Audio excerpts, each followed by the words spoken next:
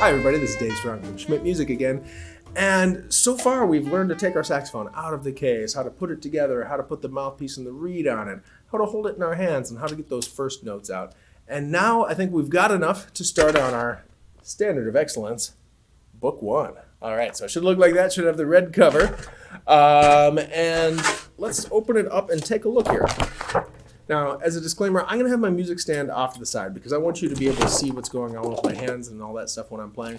But you should probably put the music stand right in front of you, and we're sitting with the tenor saxophone off to our right side here and reading directly straight. Nice straight posture right at the edge of the chair. But for this video, I need you to be able to see me, and the music stand will be in the way. So that is why I've got it off to the side, and I'll maybe be looking off that way when I'm reading music. So let's open the book. Page 2 looks like it has all the stuff we've talked about. Page 3, same thing about how to play, how to sit. So review that stuff if you need to.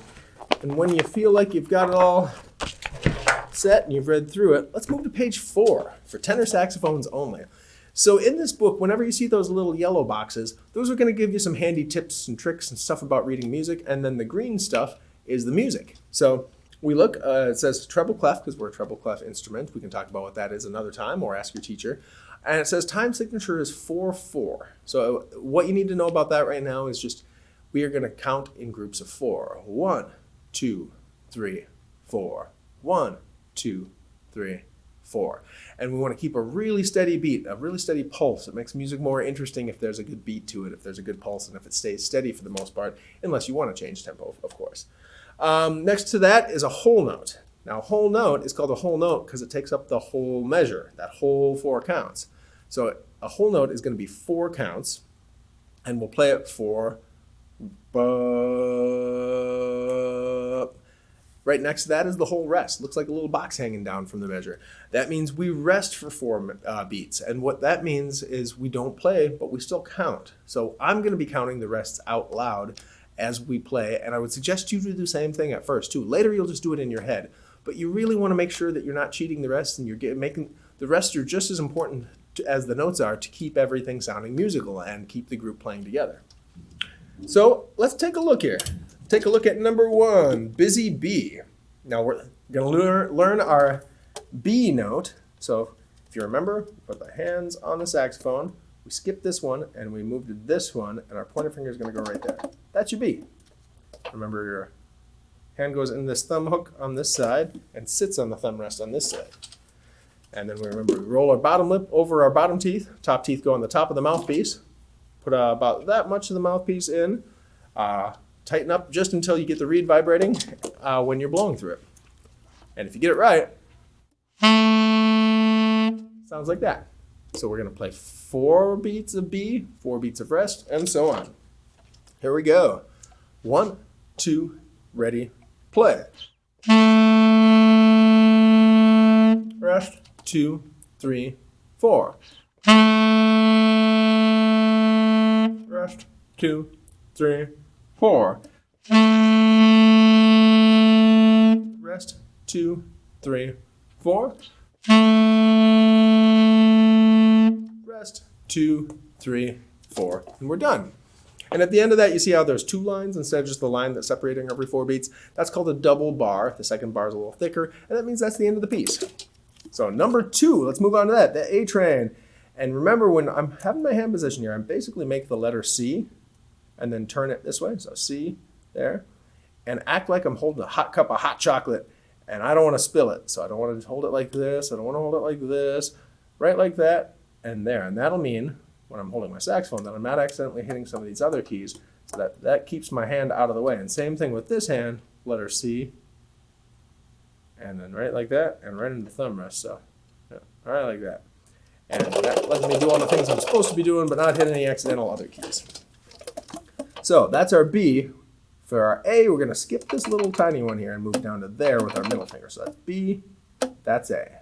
And the little tiny one comes along for the ride on the A. So here we go, the A train.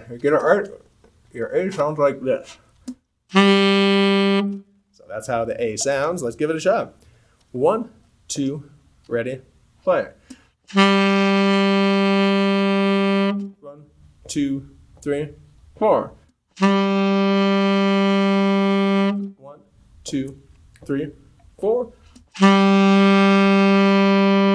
1, 2, 3, 4. 1, 2, 3, 4. And done. So right now I'm pulling my saxophone out of my mouth when I count the rests. I would like you to leave the saxophone in your mouth, and going forward I'll probably do that. I just wanted you to be able to hear what I'm saying. But you can count to hear like this, or you can go you know, whatever, just something to show that you're counting it. But don't feel like you have to take it up, because it's easy to not keep that sweet spot. You might take a little time to find the perfect spot where the note comes out beautifully, and you don't want to have to take the mouthpiece out of your mouth to just do your counting. You can do it right there, then right back to it. All right, so let's take a look at number 3, double trouble. Take a look at number 3, double trouble. Now this we're going to be going between our B and our A. B, A.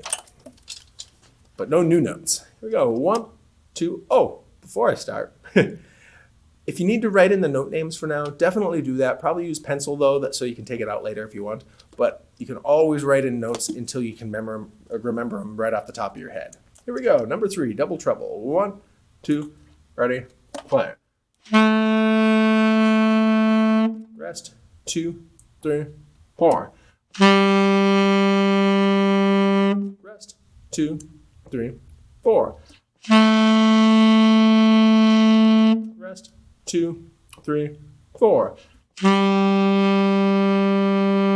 Rest. 2, 3, 4, and done.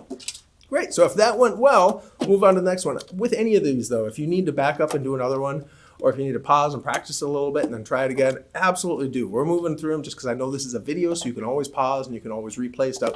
But in an actual lesson, we'd be going over these a few times. So don't think you have to get it right the first time. And also slow it down if you feel like you need to. I'd rather play something really slow and get it perfect and then work on getting it faster than to play it fast with a lot of mistakes, because whether you're playing it right or you're playing it wrong, that's how you remember it, and you start remembering the mistakes. And it's harder to come back and learn it right if you've learned it wrong already.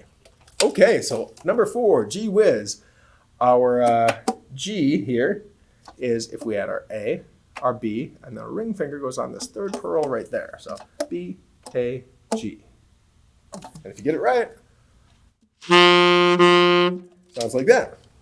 So let's give this one a try. 1, 2, ready, play. 1, 2, 3, 4. 1, 2, 3, 4. 1, 2, 3, 4. 1, 2, 3, 4. And we're done. So now we have our B, our A, and our G. These next 3 exercises, we're going to kind of do them in a row. This is just using those 3 notes and using them in different orders. And so let's get playing through them and see how well we can do. Again, if you need to write down note names, feel free to do that. That is totally okay, but use a pencil. Oh, number 5, 1, 2, ready, play. Rest, 2, 3, 4. Rest, 2, 3, 4. Rest, 2, 3, 4. Rest, 2, 3, 4. Great. Let's take a look at number 6. Sax Fifth Avenue starts on an A. 1, 2, ready, play. Rest, 2, 3, 4. Rest, 2, 3, 4. Rest, 2, 3, 4. Rest, 2, 3, 4. All right, one more on the page. Still using our B, A, and G. This is Tremendous Tenors. Starts on a G. 1, 2, ready, play. Rest, 2, 3, 4. Rest, 2, 3, 4. Rest, 2, 3, 4. Rest. 2, 3, 4. All right, we got to the bottom of page 4. Great. In the next video, we're going to learn a few more notes, and we're going to move over to page 5. We'll see you then. Thanks.